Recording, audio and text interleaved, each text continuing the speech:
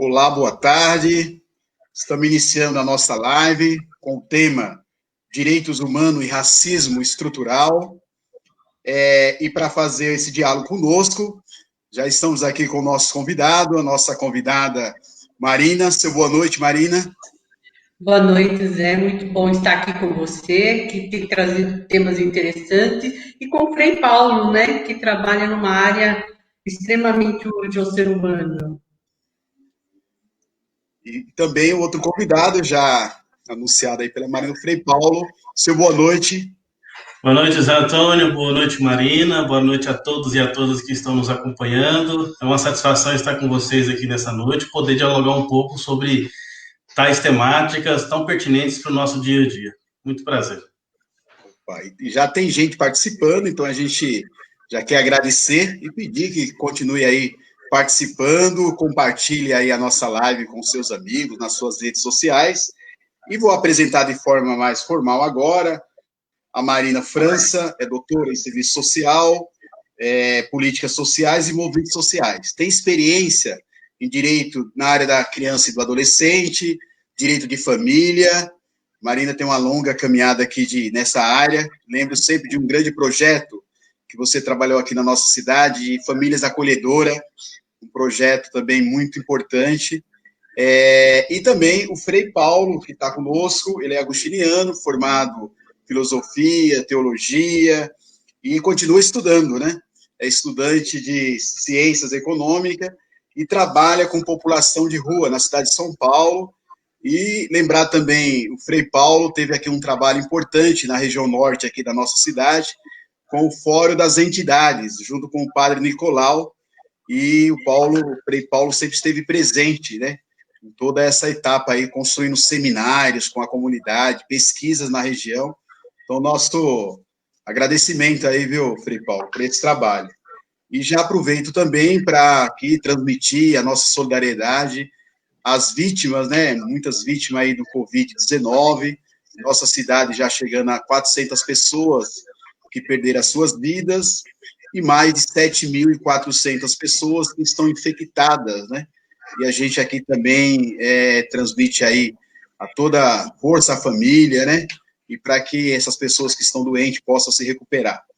E aqui eu já vou passar diretamente aí e só uns comentários aqui, agradecendo aí o pessoal que está participando, a Margarida, já cumprimentando a Marina, o Frei Paulo, a Lita, o Paulo José Borges, a Tatiana Vilaça, o Severino, o Davidson, o Roberto Siqueira também participando, tem já muita participação. Então, Marina, começo com você para dar início a esse tema tão importante. Você que é uma estudiosa em toda essa área aí do serviço social e essa questão do racismo estrutural. Gostaria que você começasse aí essa partilha desse estudo que você tem feito nesse momento tão estranho a todos nós, né? Esse momento aí de um cenário nacional muito esquisito, né? Então, por favor, Marina. Ok. Então, nesse um tema tão árido quanto esse, né? Eu sei que o tempo é curto, mas eu preciso começar com um poema. E um poema do Miyakoto, que diz o seguinte: temos medo dos que pensam diferente e mais medo ainda daqueles que são tão diferentes que achamos que não pensam. Vivemos em estado de guerra com a alteridade que mora dentro e fora de nós. Esse é o defeito original das fronteiras que fabricamos. E aí eu começo me situando nesse tema. Eu sou uma assistente social que milito há mais de 30 anos na área de serviços públicos e nesse período eu observei as mais diversas dificuldades de se conviver com as diferenças étnico-culturais nos serviços públicos, né? E principalmente agora, nesse período de pandemia, que nós vimos o resultado, estamos vendo o resultado, e o que está acontecendo com as populações negras, e isso me motivou a fazer essa pesquisa, e foi também a forma que eu encontrei para devolver à população o resultado dos meus estudos que eu fiz nesse período da pandemia, né? Então, eu parto do princípio que é preciso identificar como são reproduzidas as condições sociopolíticas que naturalizam o massacre das populações negras e mestiças que acontecem aqui desde a invasão portuguesa, né? Desde a invasão portuguesa em terras brasileiras, né? Quando se inicia o patrimonialismo, o patriarcalismo e o racismo que começou a dominar. Para entender isso, é preciso compreender como e por que ocorre a discriminação sistemática de determinados grupos sociais, negros, mulheres, pessoas LGBT, e, óbvio, se reverte em desvantagens políticas e econômicas vividas por esses grupos. Inclusive, eu estou nesse grupo que eu sou mulher, né? E que reverte também em salários mais baixos, menos acesso aos serviços de saúde e educação, e quando tem o acesso, não é um acesso da mesma qualidade, é um acesso um pouco prejudicado, e maiores chances de encarceramento e morte, né? E acontece da forma mais estranha possível, né? Pois é uma discriminação que ao acontecer, permite que preconceitos historicamente arraigados contra negros, mulheres e gays se transformam em critérios ocultos ou regras não escritas. Eu vou dar um exemplo disso. Vocês lembram do caso da juíza em Curitiba, que agora há pouco tempo saiu, né, que ela colocou na sentença dela a condenação e colocou em função de ser preto. A única coisa estranha nesse caso é ter colocado no papel, mas esse tipo de mentalidade existe e eu vou tentar explicar no meio do caminho como surgiu isso, né? Eu não vou me deter também na questão do capitalismo, né? Mas é importante que a gente entenda que na sociedade capitalista esses tipos de conflitos ocorrem e está intimamente ligado à compreensão do capitalismo e da forma como o Estado atua via ideológica ou por forma de repressão. Há sempre um nexo estrutural entre as relações de classe e a constituição social das pessoas, né? E em relação ao racismo, não há como negar que a hegemonia branca tem sido responsável pelo sofrimento da população africana e seus descendentes. E, para tanto, eu vou percorrer com vocês a trajetória do racismo brasileiro que se inicia no Brasil colônia e persiste até hoje. Então, vamos fazer esse passeio, um passeio árido, não é um passeio fácil, é um passeio que mexe muito comigo, que não é um passeio, na verdade, é um caminho árido mesmo, árduo. Nós sabemos que os negros, a mercantilização dos negros já existia antes do Brasil colônia. Portugal e Espanha já haviam recebido autorização da igreja para trazer negros da África, porque a mão de obra estava sendo dizimada, em função das greves, em função das guerras e das epidemias, né? Então já tinha tido a bênção para isso. E quando veio para o Brasil, então já estava acontecendo na Europa, né? Com relação, então eu vou começar pelos navios negreiros. Vou pular a parte de história, vou pular uma série de coisas que eu tenho que pular, né? E vou começar com relação aos navios negreiros, que o navio negreiro já mostrava ao africano escravizado que o lugar dele seria em espaços insalubres e que ele deveria servir ao branco em todos os aspectos. Não vou aqui descrever os cenários de horrores vividos pelos africanos, né? Que, segundo os relatos históricos, em torno de 10 a 15% morriam e eram jogados dos mares. Assim, o negro escravizado, que antes já havia sofrido a dor da perda dos entes queridos, primeiro ao serem capturados, tinham perdido o contato com a sua tribo original. E depois de capturados, eles ainda ficavam um período formando um novo grupo social, porque precisava esperar que formasse um número razoável para poder mercantilizar. E em terceiro, depois, quando vinham no navio. Aí eram outros grupos. E as coisas, às vezes, as pessoas não têm noção que eram grupos, etnias diferentes, de formações diferentes, com histórias diferentes, que se estranhavam entre si. Então, eles tinham, a todo esse momento, eles tinham de se reorganizando intimamente para conviver. E o principal instrumento que eles tinham era o corpo. Era pelo corpo que eles se comunicavam. Então, aqui chegaram milhares de africanos em diferentes épocas e de diferentes etnias, e cada qual com o seu sistema de crença, mas com um denominador comum. Essa parte é bonita, essa parte eu gosto. Todas elas percebiam a vida de forma integral, além de considerarem que havia uma continuidade entre mineral, vegetal e animal. Para o povo africano não havia morte. O conhecimento era transmitido via oral, de tal modo que se dizia entre os africanos que quando morre um velho, queima-se a biblioteca. Esse povo trazia consigo textos corporais totalmente desconhecidos do colonizador, e este passará a percebê-lo como seres infantis, primitivos e inferiores. Mas será a partir desses símbolos que os africanos escravizados de diferentes origens se comunicarão, relembrarão suas histórias e estabelecerão resistência.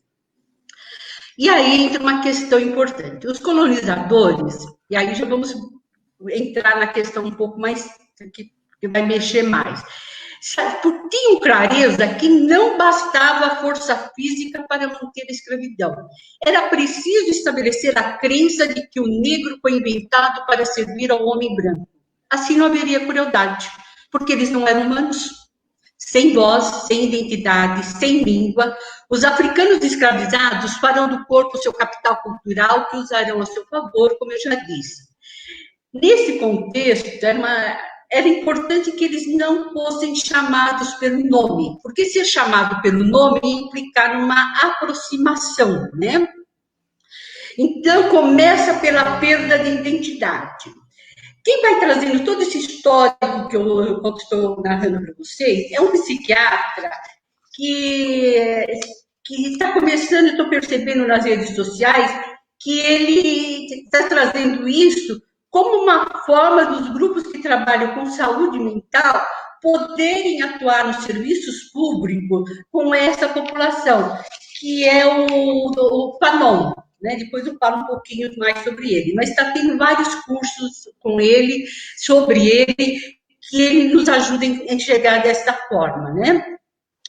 Então, não bastava a força física, mas era necessário contar com o Estado e a Igreja como braços da colonização, e isso só seria possível com a desumanização dos povos africanos. Desumanização dos povos africanos é desumanização dos brancos, porque uma coisa implica na outra, mas não era assim que se enxergava, né? Outra coisa interessante é que os povos africanos criaram ou adaptaram religiões que aqui encontraram. Um movimento esse que os historiadores chamaram de sincretismo religioso. Enquanto o candomblé foi criado no Brasil a partir da importação de diferentes cultos de origem africana, a Umbanda foi uma mistura dos elementos das religiões encontradas aqui mesmo. Vocês vão entender o porquê que eu vou destacar isso daqui a pouco. Elas também nasceram, essas religiões, como forma de resistência ao colonialismo que impunha a escravidão como uma forma única de salvar a alma dos negros. Era um espaço de cura e de resistência. O que eu acho assim, a escravidão dos índios seguiu até 1750, a dos negros até 1850. Embora a abolição tenha acontecido em 1888, é importante salientar que já houve um baque na mercantilização com a proibição do tráfico dos navios negreiros. Então, nesse momento, já havia as pessoas que já estavam trabalhando pela abolição. E nós, lá no tempo de escola, muito ingenuamente, achávamos que o pessoal a favor da abolição eram os bonzinhos, os outros eram os malzinhos, mas não era bem isso, né? Na verdade, o pessoal a favor da abolição Primeiro, eles estavam atendendo aos interesses do povo inglês que precisava de mercantilizar as suas mercadorias aqui. Segundo, ele estava se querendo entrar na modernidade. E para entrar na modernidade, os escravos estavam começando a atrapalhar. Então, já estava se pensando na liberdade. E muitos donos de terras já estavam dando liberdade aos africanos escravizados. E, paralelamente, começa já a haver um movimento para impedir que esse povo entrasse na sociedade como um todo. Então, eu vou dar 2 exemplos aqui. Uma foi quando, assim, eles disseram o seguinte, surgiu primeiro a escola em 1800, eu não vou lembrar o ano.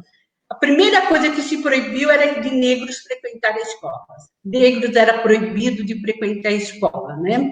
Segundo, aqueles negros que eram libertos de alguma forma, os brancos eram proibidos de comprar mercadorias deles.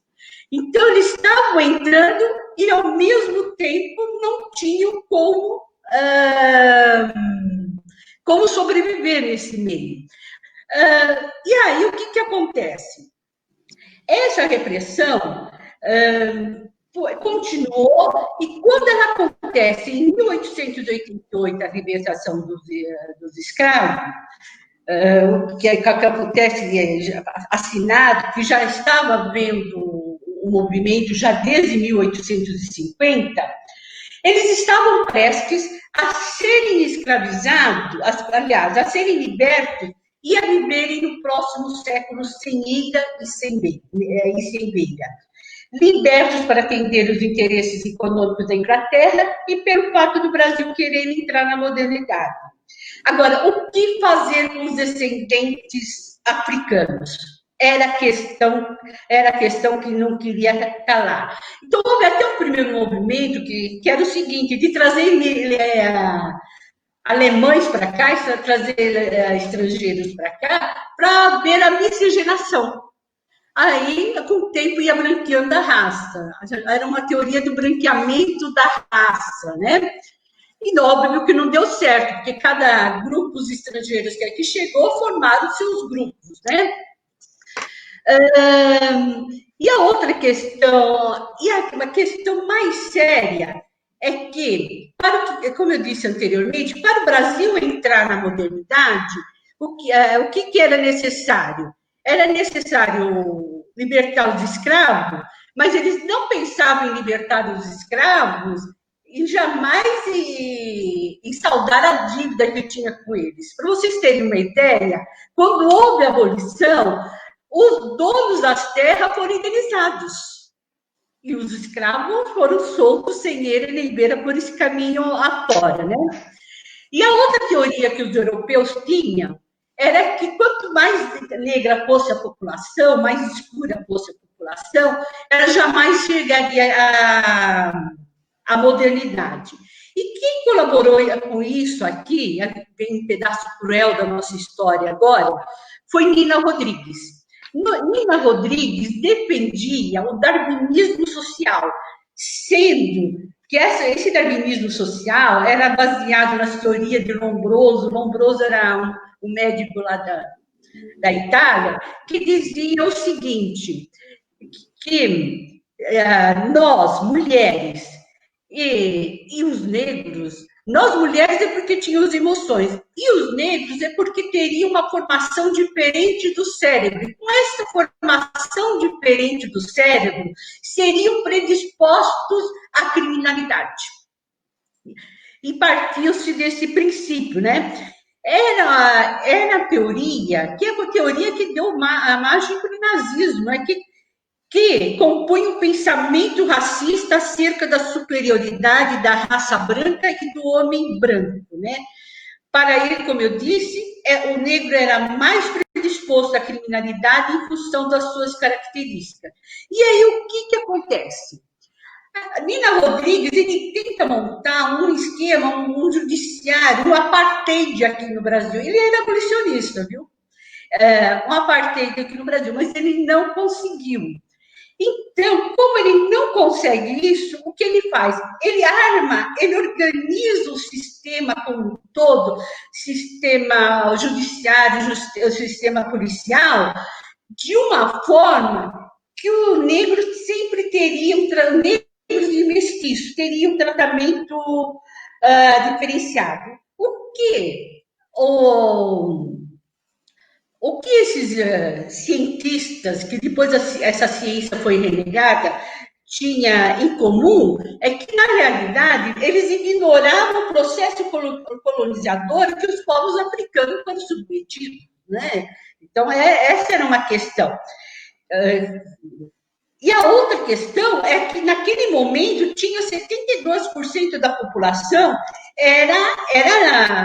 era negro e eles consideravam pessoas de alta periculosidade. Então, o que se fazia, às vezes a ideia que eu tenho é que se eles pudessem, eles punham tudo no paredão e matavam todos. Mas como não era possível fazer isso, então montou-se esse sistema, que eu vou dar um exemplo assim, muito por cima. Eles diziam assim, que se um branco comete um crime, é um acidente de percurso. Agora, se um negro cometesse um crime, era pela alta periculosidade dele. Então, o que acontece? O negro já era, como é até hoje, já era condenado previamente em função da cor, enquanto que o branco tinha a favor de si a presunção da inocência. Certo? Então, esse tipo de raciocínio foi incluído no século XX como um todo, e ela entrou no século XX e permanece até os dias atuais, né? O que eu acho importante também... Aí, o que acontece? Entra no século XX, quando entra com o Marechal Deodoro da Fonseca, ele faz duas leis terríveis, e uma tem a ver até talvez com o Frei Paulo, né, que trabalha um pouco com isso.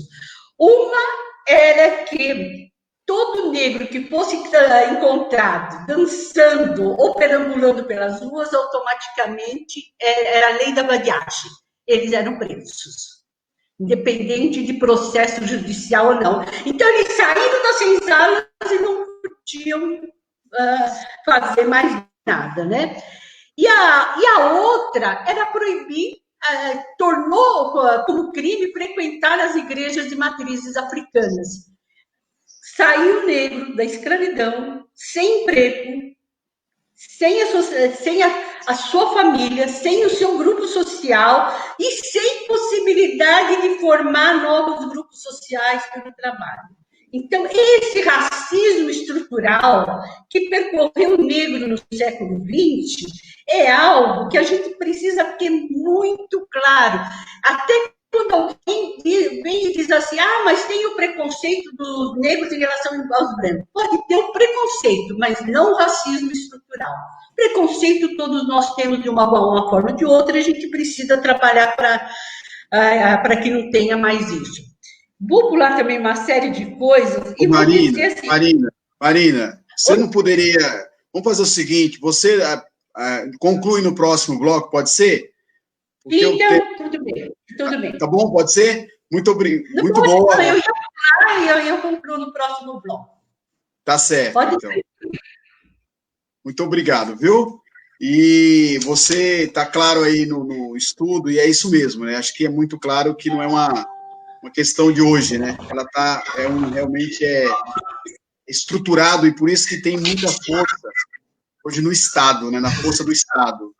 A gente vê muito claro isso. E aqui no Brasil, hoje, a gente vê as pessoas que têm essa visão, que já é estrutural, mas que hoje se sente representado pelo governo que nós temos. Eu quero aqui agradecer ao Carlos, que está participando com a gente, a Clécia, o Felipe, o professor Felipe Oliveira, a Estelinha, a Vanilda Lacerda, da Igreja Nossa Senhora das Graças, a Ana, a Tonete, também lá da Paróquia Nossa Senhora das Graças, a professora Silvana Gomes, o Nenê lá da Naval, que hoje está fazendo aniversário. A Silvana Gomes, inclusive, fala da importância, Marina e Frei Paulo, dessa discussão de direitos humanos, sobretudo nesse momento. O Chiquinho, o Francisco Juvenal, lá da Nova Conquista, também participando, a professora Silvana, Terezinha Toledo, lá do Rio de Janeiro, está aqui conosco também na sala, participando conosco, enfim, muita gente, a Moura, da Pastoral Operária, a Luzia Hilda, um grupo de muita gente boa participando, acompanhando e cumprimentando a Marina aí pela fala. Bom, eu quero agora passar para o Frei Paulo. Frei Paulo, toda essa temática importante que a Marina apresenta a partir desse estudo, a gente chamou essa questão dos direitos humanos. Eu gostaria que você também compartilhasse com a gente e ainda mais nesse momento, né?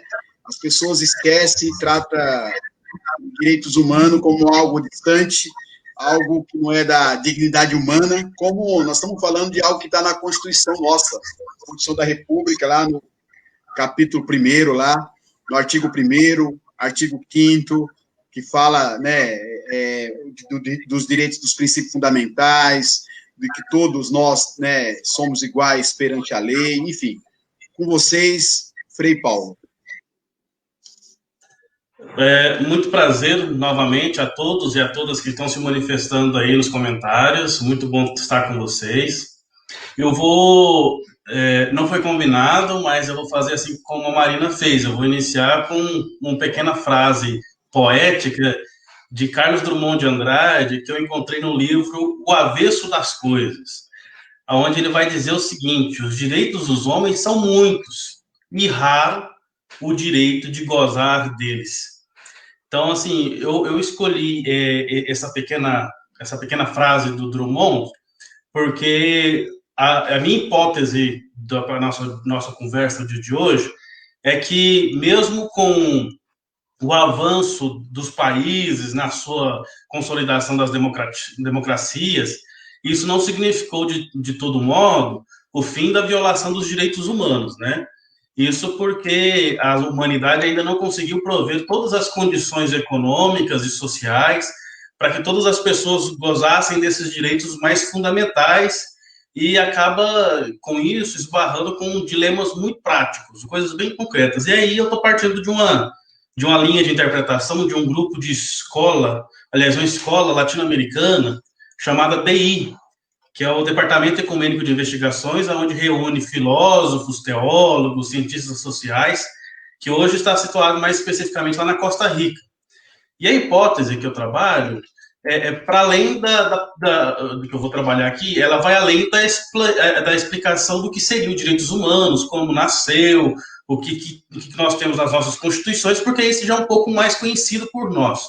A minha preocupação aqui é mostrar quais são as razões, então, que nós temos no nosso mundo contemporâneo que não possibilitam o desenvolvimento pleno desses direitos já estabelecidos, já discutidos e refletidos ao longo da história, não é? Porque muitas são as discussões dos direitos humanos e tal, mas ainda hoje persiste na nossa sociedade, vide o Brasil, aquela lógica, né? Direitos humanos para humanos direitos, ou seja, uma separação assim, meio que mitológica, abstrata, aonde se tenta desconstruir o que foi feito ao longo da história de discussão a respeito dos direitos das pessoas, né?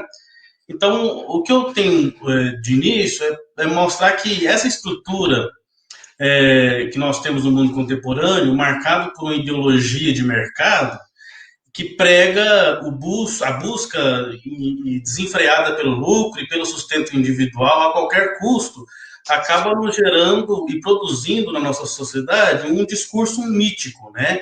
Uma construção mitológica que começa a gloriar e glorificar, elevar, na verdade, alguns valores que são alienados do mercado, em detrimento desses valores sociais e humanos, que é o que nós entendemos, o que se constitui e em que sustenta aquilo que a gente entende por direitos humanos, né? Ou seja, nós temos duas realidades paralelas coexistindo, mas uma sobrepõe a outra. A que sobrepõe é a lógica do mercado. E a que é sobreposta, que é colocada abaixo, é essa lógica do direito das pessoas, direitos humanos. Então, essa lógica de mercado acaba reduzindo o mundo numa realidade de uma máquina gigantesca, onde as pessoas, as nações, não passam de engrenagens para a realização de um objetivo, que é a maximização do lucro do capital. Ou seja, a sociedade capitalista, ela não se preocupa com outra coisa do que a multiplicação do seu lucro. A gente vê as grandes corporações, as grandes empresas, os bancos, o objetivo deles é esse, sempre maximizar o seu lucro, o seu interesse aí. Onde essa maximização da eficiência, essa maior produtividade, é uma espiral ascendente, no sentido de que ela só pensa cada vez mais crescente, né? Onde ela nunca tem alguma hipótese de diminuição, ela nunca contrai. Se contrai é uma crise, mas mesmo em crise, no final da crise, sempre se espera expandir. Vamos pensar no mundo hoje, em plena pandemia. A produção diminui, no entanto, todo mundo está querendo voltar à economia, todo mundo, entre aspas, né? Os interessados em que se volte a economia, se abra a economia, para que possa se recuperar o prejuízo perdido nesse período de pandemia, nesse período de reclusão, né? Então, assim, a preocupação é essa. Não é com a vida, não é com a natureza, é com a feitura do lucro, né? Então, essa tese leva a realização pessoal a um progresso infinito da humanidade, onde se entende o seguinte, essa lógica fala o seguinte: a humanidade cresce e evolui na tecnologia, na economia, e com isso a humanidade evolui junto, que é uma hipótese falida, porque a gente entende que essa hipótese ela está realizada numa realização pessoal, absoluta, em uma ideologia de competitividade, no sentido seguinte, para vencer, você precisa derrotar alguém. Para existir vencedores, tem que existir vencidos, né? Essa lógica, então, apresenta uma derrota, uma necessidade de derrota de alguns em relação à vitória de outros, né? Então, esse progresso infinito que a modernidade prega, o capitalismo prega, ele não é infinito e não é para todos, porque sempre vai ter alguém que perde, sempre vai ter alguém que é derrotado, não é? Então, nessa visão de mundo, acaba se condenando, então, uma parte da humanidade a condições de vida deplorável, a fim de poder garantir a riqueza de outra parte, e que acaba sendo justificável pelo discurso, por esse discurso de meritocracia, esse discurso construído na sociedade, vamos pensar, talvez associado um pouco ao que a Marina falou, de dominação, aonde não é simplesmente uma dominação pela força, mas é uma dominação pelo discurso, né? E aí tá tudo bem, se uns têm, é porque eles mereceram, se outros não têm, é porque são culpados, porque não foram competentes o suficientes para poder ter. Então, essa lógica acaba sustentando essa relação dos vencidos e dos vencedores em relação aos vencidos, e essa sobreposição, não é? E nessa lógica dessa exploração, a defesa dos valores intrínsecos à humanidade, do cuidado com o planeta, que visa essa sustentabilidade, o que é um assunto muito pertinente nos nossos dias, são considerados inúteis, porque não geram tanto lucro como o seu oposto. Então, essa lógica de dizer que, olha, nós precisamos pensar em medidas sociais para garantir a sobrevivência da maior quantidade da população, principalmente aquela população mais empobrecida, fragilizada. Nós precisamos pensar no cuidado com a natureza, uma vez que nós estamos explorando ela o tempo todo, e ela vai chegar ao seu limite, ao esgotamento dos seus recursos naturais. Então, esse discurso de defesa da vida em relação ao lucro, ele é desqualificado em relação àquele discurso predominante que é a defesa do lucro. Porque para a ideologia dominante, o que justifica tudo é sempre a maximização desse valor, do lucro, dos ganhos, não é? E não é fácil para quem tem o poder na mão abrir mão desse privilégio. Não é simples, né?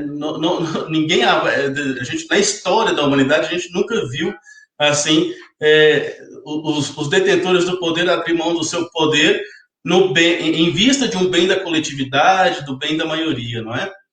Então, essa insustentabilidade desse modelo que nós temos atual, no longo prazo, diante da crise humana que vai acarretando o esgotamento e aproximação dos limites do planeta, ele é incapaz de sustentar ele mesmo esse ritmo dessa busca interminável pelo lucro, sem principalmente comprometer o futuro das próximas gerações. Ou seja, essa lógica, ela não só acaba por fazer a manutenção da degradação da pessoa humana e também da degradação da natureza, mas ela também é uma ideologia que leva a humanidade como um todo a um suicídio coletivo. Porque com o esgotamento dos recursos naturais, não teremos garantias da sobrevivência da nossa espécie, da sobrevivência das pessoas. Ou seja, é uma ideologia que destrói, hoje, a curto prazo, os direitos fundamentais das pessoas e da natureza. E, a longo prazo, a própria existência dessa mesma realidade, né? Essa ideologia exploratória. Eu encerro aqui, Zé, para a gente seguir o nosso diálogo. Obrigado, Frei Paulo. E eu acho que o Papa Francisco desafia o mundo a pensar em outra economia. Por isso que ele lança a grande discussão aí da economia de Francisco e Clara, que é uma economia pautada aí na coletividade, no comunitário, no respeito à natureza, na construção da casa comum. Eu agradeço também aqui a professora Cleuzinha, que está participando com a gente. Muito obrigado. E várias outras pessoas que estão participando. E volto para você, Marina, para você concluir aí esse belo estudo, né, que é um resumo do resumo que você preparou com tanto esforço nessa pandemia, produziu muito. E você também acrescentar, né, uma outra reflexão, que o impacto, né, desse racismo estrutural nas políticas sociais, que também é uma área que você tem domínio. Marina. Na verdade, o objetivo é esse, de chegar nesse ponto que você está falando, né? Foi muito bom que o Frei Beto falou, porque a boa parte do que eu falei era relacionado à questão do capitalismo mesmo. Ótimo, perfeito. Principalmente a questão da meritocracia, né? Continuando um pouco o que eu estava falando, esse racismo científico desapareceu na década de 30, mas é óbvio que ele deixou marcas profundas na sociedade brasileira, né, que permanece até hoje, né? A perseguição das igrejas de matrizes africanas começou em 1890 e parou em 1945. Mas até hoje nós estamos vendo ela sendo penalizada pelos mais diversos motivos, né? A gente acompanha isso. E é importante também dizer que no século XX nós tivemos um movimento que foi da Frente Negra Brasil, criada em 1931, que foi a primeira organização negra que reconheceu que o racismo, que a questão não era a responsabilidade individual do negro, mas era a questão do racismo estrutural, que é uma das questões difíceis de a gente absorver, né? E ela começa por onde? Em alfabetizar a população negra. E aí começa a haver pequenas mudanças e que no transcorrer dos anos se tornaram mais fortes. Houve movimentos também, que eu já vi que teve em outras lives de vocês, a questão do movimento negro unificado, que surgiu em 1978, né? Agora, o principal documento que surge, para incluir de uma forma mais humana os negros, os mestiços e todos os pobres na sociedade, não ter uma inclusão perversa, porque eu não parto, embora tenha o grito dos excluídos, eu tenho um raciocínio que todos são incluídos, só que uns de maneira perversa e outros de menos perverso, e cada um de um modo. É a Constituição Federal. O SUS é o principal instrumento de saúde, é o principal instrumento que essa população tem e que realmente incluiu todos, desde os quilombolas, desde os africanos, os migrantes, os refugiados, incluindo no sistema. Porque até 1988, o que acontece? Não existia o crime do racismo. O que existia, tudo que existia relacionado a isso, era injúria racial. E o que foi evoluindo também, em 2001, houve a Conferência de Durban, que o Estado, que é a obrigatoriedade do Estado em criar políticas para essa população. Então, isso também foi um documento importante. E a questão mais importante também, na meu ver, é a questão das leis de diretriz e base, que é a inclusão da criança, né? E em 2009 surgiu a primeira política de saúde da população negra, né? E o documento que nós temos em mãos, que são esses dois documentos, a Lei 2.288 e uma do Estatuto da Igualdade Racial e a outra das cotas das universidades, são duas conquistas que nós não podemos abrir mão em hipótese alguma, porque ela que vai reparar essa história toda que se teve. Aí vão dizer, mas tem os pobres, mas pobre, minha família foi pobre, mas nós não passamos por isso, nós não passamos por essa exclusão, nós passamos por uma pobreza, mas nós não chegamos aqui, nossa família italiana, tal, pobre mesmo, chegaram aqui com emprego garantido, mal pago, meeiros, por aí afora, mas chegou com emprego. E os escravos, eles construíram o Brasil de 1550 até 1850 e depois foram colocados de lado. Então, é outra questão. Então, nós temos que trabalhar muito essa questão. E a outra questão a ser trabalhada, que envolve as políticas sociais, é a inclusão desta população nos serviços públicos de uma maneira mais humana. Essa humanidade que a gente precisa aprender a cultivar. Por quê? Porque as leis não bastam. Voltando a Carlos Drummond de Andrade, os lírios não nascem da lei, né? Os lírios não nascem da lei. Nós precisamos reparar essa dívida social, né? E a sociedade patriarcal que ela está instrumentalizada para não deixar que as leis avançam.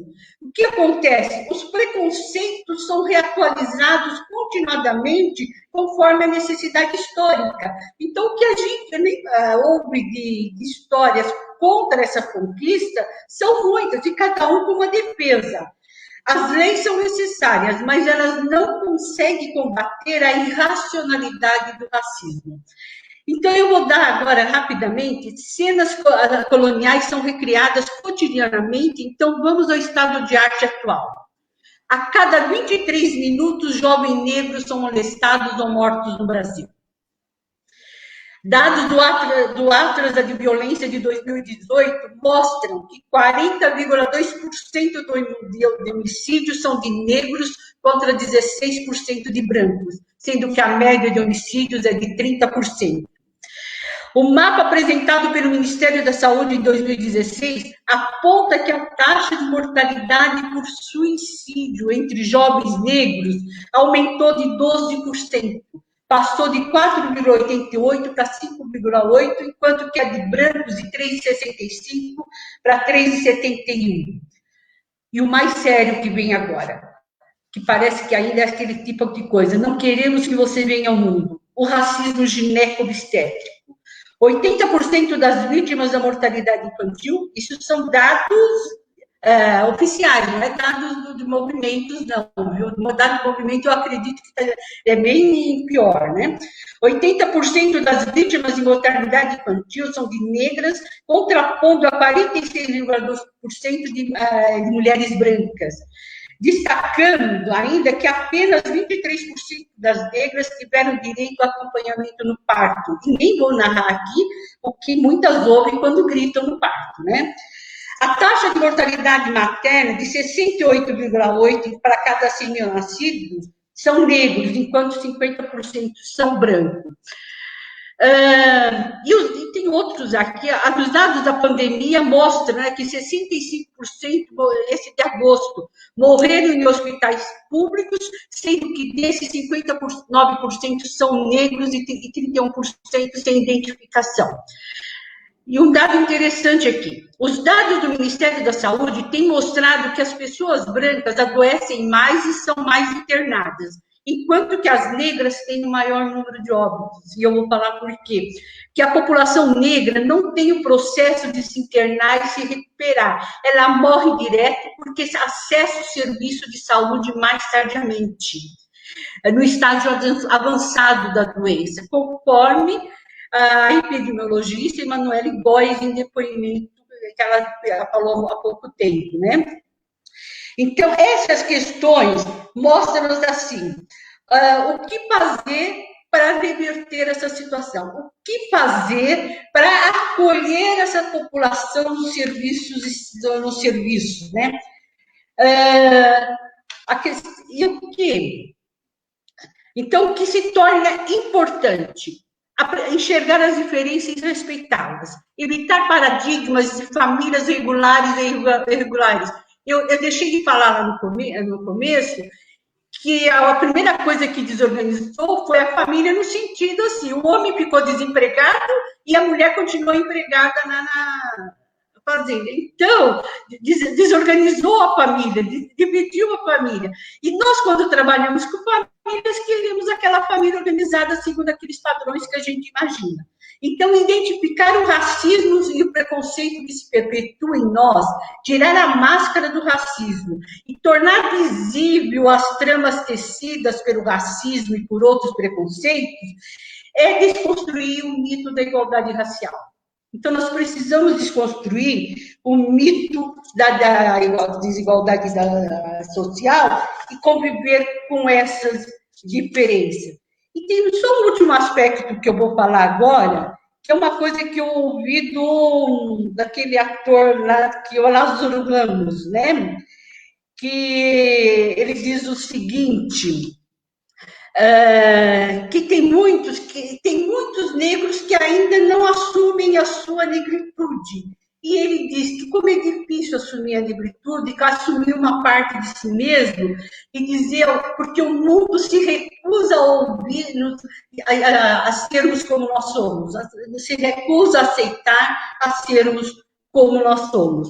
E, por fim, quase todo esse estudo que eu tenho aqui, que eu passei aqui para vocês hoje, são todos de jovens negros de faculdade que começaram a fazer suas pesquisas, da Djamila Ribeiro, do Davidson Mendes Faustino, Silvio de Almeida, e entre outros, que eles estão entrando, fazendo novas pesquisas a partir do olhar deles, e nós brancos temos de assimilar, recuperar e conviver com as histórias como elas são contadas. Então, eles estão deixando de ser os objetos de estudos para serem os autores das suas histórias, né? Então, sempre no resumo do resumo, mas isso é um recado no geral que eu gostaria de dar. Muito bom, Marina, muito bom, muito agradecido mesmo. Acho que é importante, nós estamos, inclusive, num momento de construção de plataforma para defender na Câmara Municipal, construindo plano de governo, e acho que colocar no centro, né, toda essa discussão, sobretudo no processo de formação, a partir também da educação. Aqui a Vanilda reforça, né, a importância do SUS, a professora Creuza fala da dura realidade, concordando aí com a fala da Marina, a professora Naí, professora Vilma Rodrigues também participando, o Gerson Afonso também participando conosco, muito obrigado. E eu já passo para o Frei Paulo, aqui para ele falar um pouco dessa experiência concreta. E aqui, Paulo, como todos nós conhecemos, na Constituição nossa, no artigo 6º, fala do dever do Estado, né, a garantia dos direitos sociais, o direito à educação, à saúde, à alimentação e à assistência ao desamparado. E você tem comprovado, tem feito do seu trabalho essa missão de contribuir com os moradores, com a população de rua na cidade de São Paulo. Eu gostaria que você compartilhasse conosco dessa experiência.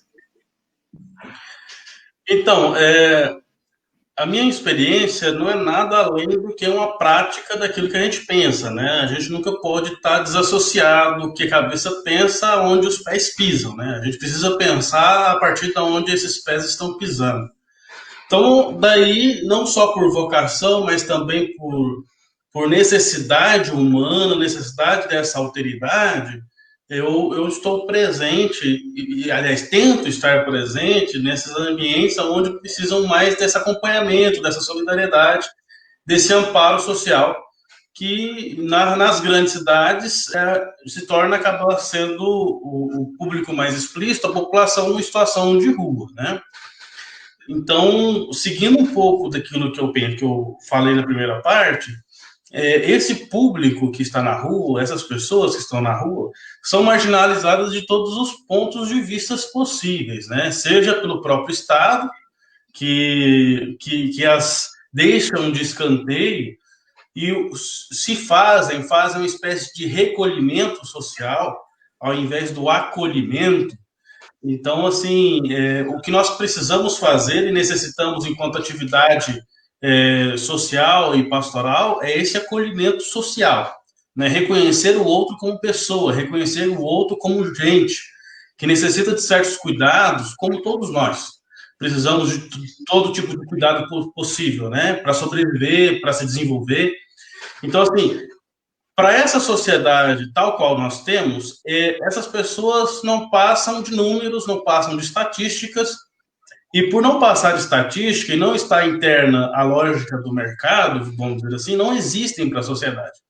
Não à toa que não são entendidas como pessoas mesmo, né? Ou seja, pessoa é aquela só que tem CPF, carteira de trabalho e a carteira de trabalho assinada. Né? Lembra lá no período da ditadura militar, onde as pessoas só eram respeitadas transitando na rua se estivesse carregando consigo a carteira de trabalho, não é verdade? Ou se estivesse trabalhando a busca de trabalho. Quem não estivesse com isso era considerado vagabundo e por isso poderia ser agredida, poderia ser torturada e tudo mais. Ainda hoje persiste um pouco disso, né? Essas pessoas não são entendidas como pessoas e são tidas como vagabundas, são tidas, por exemplo, quem está na dependência química, principalmente ali na região da Cracolândia, na região central ali da região da Luz, são referidos a eles a qualidade de zumbis, né? Lembrando um pouco de algumas produções cinematográficas aí, The Walking Dead, né? Pensando na questão aí da Zumbilândia, né? No sentido assim, tentando desqualificar essas pessoas da qualidade de seres humanos. Ou seja, existe uma incapacidade do Estado e da nossa sociedade como um todo, ainda hoje, de enxergar as pessoas em vulnerabilidade social como pessoas, como gente, como sujeitos dotados de direitos.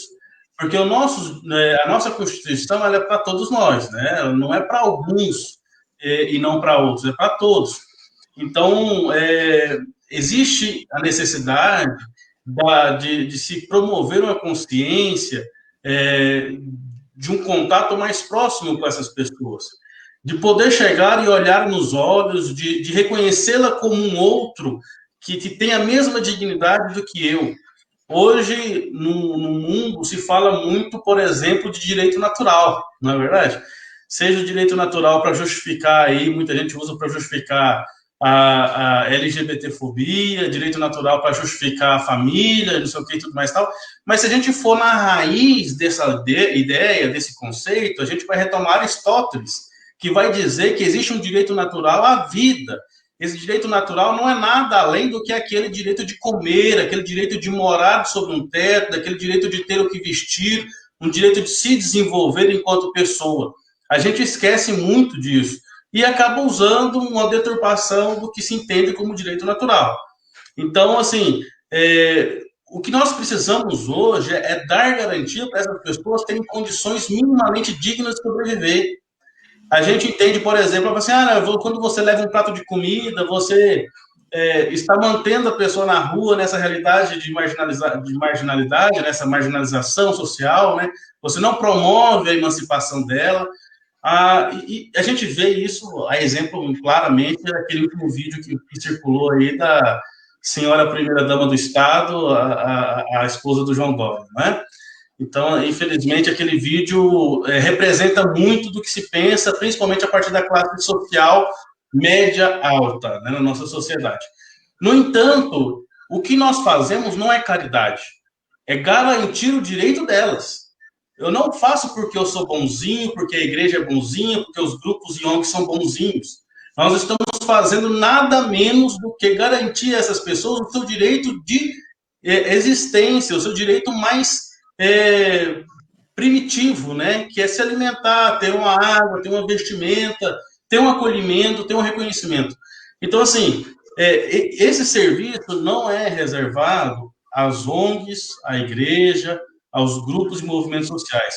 Isso não é caridade, isso é direito. O que a gente precisa fazer, então, é tentar exercer e trabalhar junto com a comunidade para mudar essa consciência e poder exigir do Estado que ele execute aquilo que ele necessariamente nasceu para ser, que é aquele responsável por garantir e minimizar, aliás, garantir os direitos das pessoas, da sociedade, e minimizar esses efeitos deletérios que as elites do nosso país acabam infringindo às pessoas mais fragilizadas. Paulo, muito obrigado, é isso mesmo, acho que é um grande desafio para todos nós.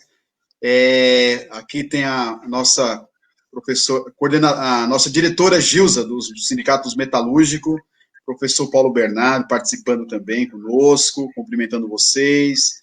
A Luzia Hilda até já faz uma proposta, viu, Marina? Ela que se a gente tiver um mandato para construir um observatório da questão racial, e aí a gente inclui também toda essa discussão com a população de rua, que em Diadema também cresce, e cresce em todo o nosso estado, né, em todo o nosso país. E a gente vê com com repúdio mesmo, o que aconteceu aqui recentemente, há 20 dias em Diadema, um despejo aí, a pedido do governo do estado, que contou com o apoio da nossa prefeitura, do nosso prefeito, do município de Diadema, do nosso município, que apoiou aquela ação absurda, onde a polícia foi lá, sem nenhum único órgão de proteção, foi o Conselho Tutelar, sem estrutura nenhuma, tirar aquelas famílias absurdamente. Então, a gente vê aí como é importante que a gente possa refletir nesse processo também de novas gestões aí, para implementar todas essas reflexões, transformar em políticas públicas, e não como caridade mesmo, como favor, né, mas como direito. E aí, Marina e Paulo, nós estamos, Frei Paulo, desculpa, Paulo, mas assim, nós estamos chegando aí ao final, mas é para dizer que foi um aperitivo, viu? Com certeza, Marina, nós vamos ter que fazer mais reflexões, aproveitar bem todo esse estudo que você buscou, Frei Paulo, essa sua experiência, para a gente encantar outras pessoas nessa conversa boa que constrói, né? Então, Marina, suas palavras aí de conclusão aí para a gente encerrar essa noite tão agradável aí, nossa live. Então, na verdade, o que a gente se propõe é aquilo assim, a gente precisa querer enxergar as diferenças e respeitá-las, porque é com elas que nós vamos trabalhar a questão da evasão escolar, da displicência, da forma como os policiais, precisa mesmo do observatório, como diz a Luzia Hilda, com a forma como essa população é tratada, a truculência policial, a forma como a gente se direciona com essas famílias, a gente fala tanto de Paulo Freire, mas conhece muito pouco dele, né? Aprender a olhar com o olhar dele. E eu encerraria com um poema que é o seguinte: torna-se de vital importância para a construção de uma nova ordem social que o mundo seja digno para todas as vidas humanas.